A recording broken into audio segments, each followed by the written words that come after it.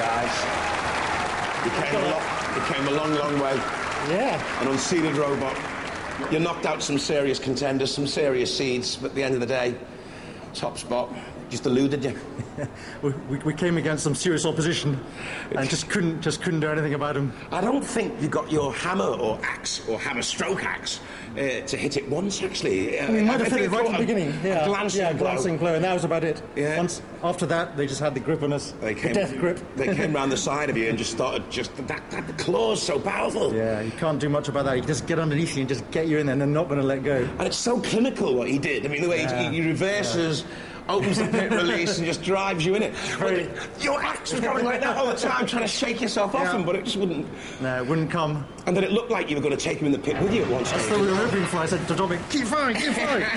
No, he's too good for that. You're an unseeded robot. I tell you what, the next wars you won't be unseeded though. No, you'll be right up there. Ladies and gentlemen, Terrorhurtz!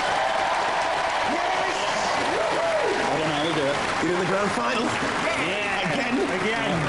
It is an amazing winning streak you've been on. When's the last time you lost? Oh, years ago. Vinny's got the stats. Yeah, I'm the stat man for the team. Our last fight that we lost was in the UK Robotwars, was the grudge match against Pussycat.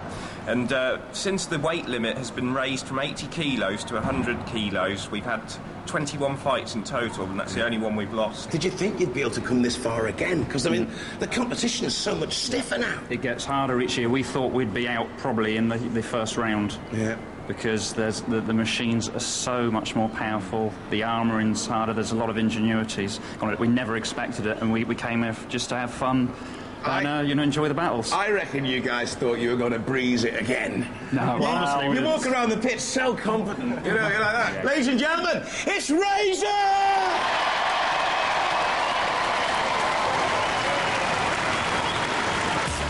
What a record that is!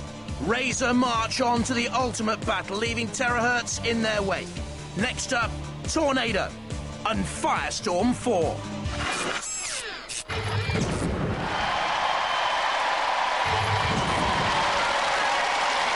From Langley Moor in Durham, the number 3 seed, Firestorm IV.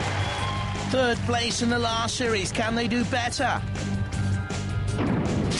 I cannot believe you're still looking laid back at this stage, just before the final, because they're still fixing.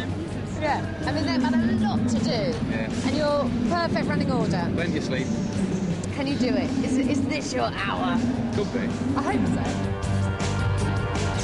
A classic pneumatic flipper on a wedge, 36-volt main drive, 24-volt secondary drive, 12 miles an hour top speeds, but has it got the pushability power to stay in with Tornado? From Sawtrey in Cambridgeshire, the number 12 seed, Tornado. World semi-finalists in 2001, but bashed and beaten up in the heats. Is it ready? Have you done it? Have you finished? It's pretty much finished, yeah. There's a few little things we've got to hit, but... To fix it, they had to take everything out and then start again, bash, weld, yeah, and then put everything back together. So it's literally been a rebuild, hasn't it? Not quite that bad, but we've had to do a little bit of cutting and repairing on those welds. And are they weaker now? Is a weld weaker than the rest of it? Given how good these welds are, it's probably stronger. Two 750-watt motors on this four-wheel drive pusher, has power, manoeuvrability, flexible weapons options, but unreliable drivetrain. Roboteers, stand by. The Firestorm IV team of Graham Bone and Hazel Heslop. The Tornado boys, Andrew Marchant, David Gamble and Brian Moss. In the arena for the House Robots, Shunt with the bulldozer blades. In the arena for the House Robots, Mr. Psycho. 3, 2, 1. It was at this stage where Firestorm IV crumbled in the last series, only to fight in the playoff and finish third. Can they go one step further, Graham Bone? Hazel Heslop, they have their dreams. They also have Tornado dogged in pursuit already. And this is what Tornado is all about. It is a frightening little nagger, an irritant.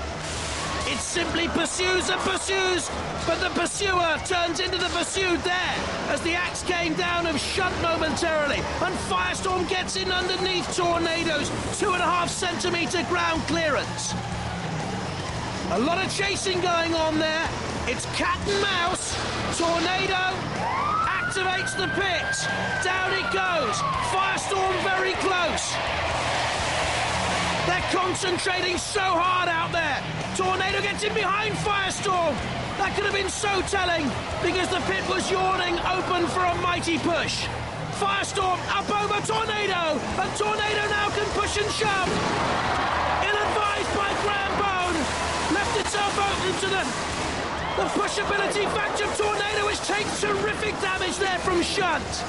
It's cleaved open a crevasse-like slice at the top there, you can see. Now Firestorm drives Tornado into a CPZ. Home of the house robots, they're chasing each other's tails around there. Firestorm takes damage. What a battle this is. Very even. Firestorm away, head-to-head, Tornado up and over. Brilliance from Firestorm. Tornado, invertible, can run either way up over the top of Firestorm. This is terrific stuff. One of the best fights we've seen in Robot Wars: The Sick War. Firestorm gives chase, only for Tornado to turn and get in underneath again. Tornado wanted that to happen. Come into my pile, I sent the spider to the fly. And Firestorm did just that. Tornado slams Firestorm against the arena wall. Back comes the number 3 seed to have another dig. Still that pit yawns open. Right at the top of your picture there, you see Firestorm. Right on the edge of Tornado. Tornado can push and shove. Almost there. Almost there.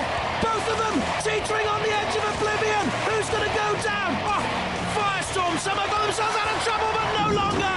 Yes. And Firestorm crash again, and it's Tornado through. Oh, once again they'll have to play off for 3rd place. What a fight that was. What a right Royal Rumble. Firestorm blown off course by Tornado. The 12 seeds are through to the Robot Wars Grand Final.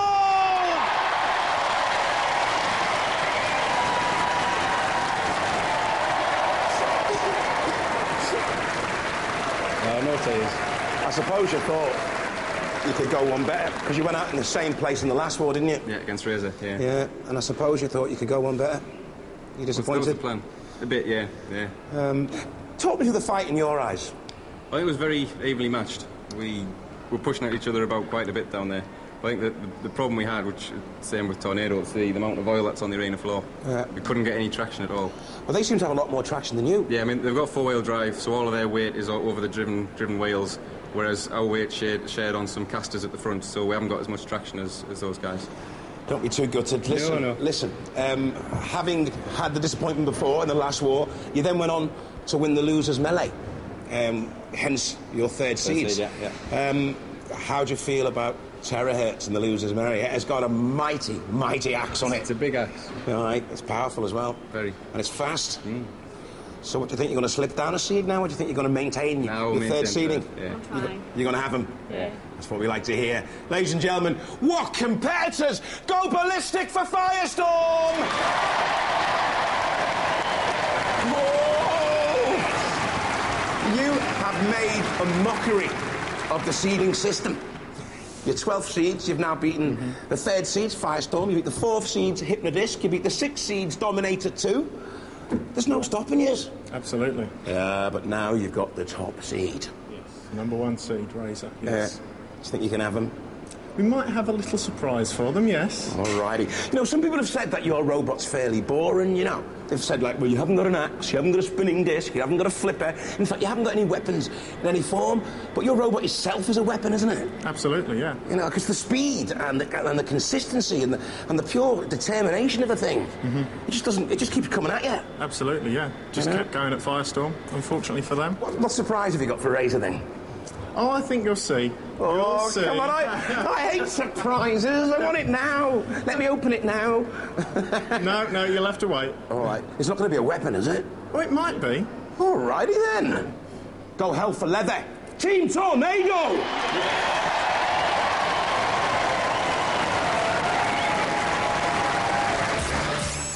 So, Tornado make it through to the very last battle of the 6 wars, knocking out Firestorm. They'll go into the playoff with Terrorhurtz.